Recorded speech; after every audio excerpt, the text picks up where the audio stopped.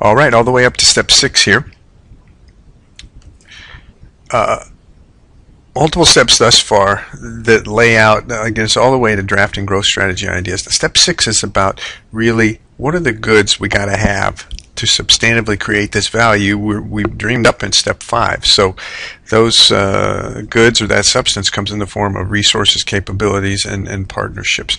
This is not a course about internal analysis and mergers and acquisitions and partnerships and alliances, but there are some basic questions you can ask, and that will help your analysis here. The issue is sustainable growth. How do we build sustainable growth? If we get an idea to build the fastest service response, and you think marketing is about having great advertising, and we advertise we've got the fastest service response, and we don't, we're in big trouble. So step 6 is about how do we deliver that substantive value. So what are our resource needs, for example? What are our capability needs?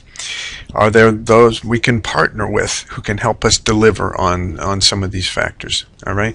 There's a systematic way to do this, and we're there's a little bit of a definition of what we're after here in terms of resources, capabilities, and partnerships. But I want you to try and keep this simple. This is mostly about asking good questions to allow you to get at the what's going to make these ideas work, and also to help you screen some of the ideas. So to do this, we have worksheet 6, which will ask you to enumerate down here what are all the ideas you had in step 5, and then evaluate each of them. What's the likely growth and size of that market? May be difficult for you to do. Some of your organizations may have more of a standard format for this.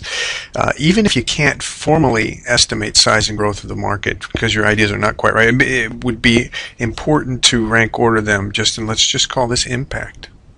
All right. To what extent does this idea build meaningful differentiation, important competitive dimension here? Also related to impact. And then, what's the effort required and investment required to implement these ideas? Right? Travis Lucky was a student from last fall who worked on for his organization a collaborative platform, technological platform, variety of growth ideas that Travis developed, and a lot of them relating to the features of this collaborative platform. He estimated the likely impact revenue-wise. He estimated or related the relative positioning implications. Enumerated the resources required, which were mostly labor, you can see, in terms of overall development. The capabilities required, and largely technological and expertise in particular areas of technology. And then also there were some partnership issues and value network issues around internal developers, internal and external partners. All right. Now, this is going to be a means of getting a lot of good questions asked here. I don't want you to worry about if you haven't had a lot of experience with these notions. Just use these concepts in their most kind of commonsensical meaning here. Resources, capabilities, and partnerships. That's what it takes to build and implement and execute new ideas. You are likely to have multiple ideas here. Right? The list may be long.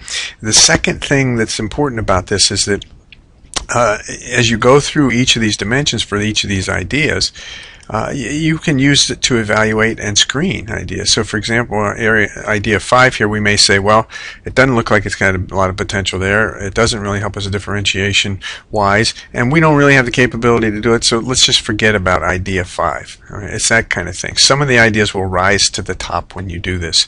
That's the purpose of the screening and step 6 in evaluating, looking at capabilities, resources, and partnerships needed to implement those ideas you dreamed up in step 5. So there's step 6.